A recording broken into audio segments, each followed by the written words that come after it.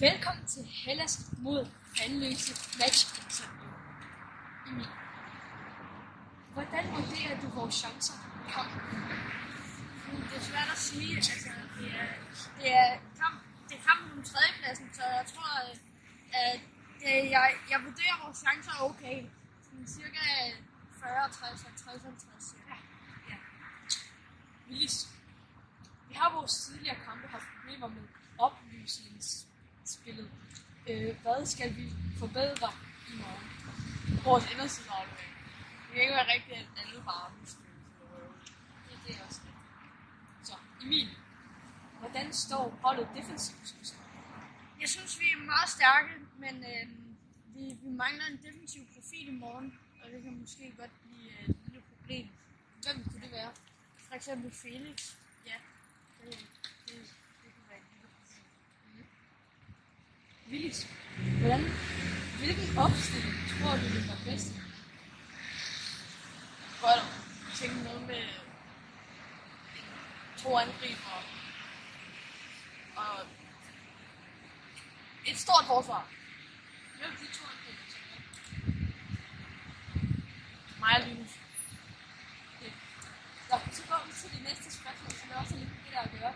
Emil, vi ved alle, at Willis og Linus tripler lidt for meget. Tror du, de har lært noget efter sidste kamp?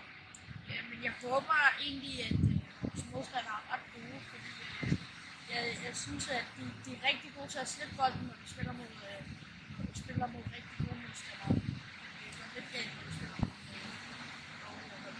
Det kan jeg være enig i. Willis, hvordan er stemningen på holdet? Jeg synes, det er positivt. Det meste af tiden. Det kan godt blive bedre, men Emil, hvad tror du bliver kampafgørende i morgen? jeg tror, det bliver kampafgørende for os, at vi får opspillet godt, og jeg tror, at vi er virkelig nødt til at få nogle afslutninger af, når vi kommer ind omkring feltet, så vi får udnyttet vores chancer.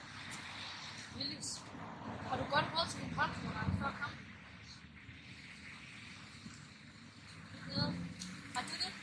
Ja, altså spil godt. Spil fint. Det er fint. Det var det for i dag. Hvad tipper kampen til at blive i morgen? Hvad betyder det? Tipper. Jeg tror, den bliver 3 til os. 4-0. 4-0. Det er stærkt svar. Tak for i dag.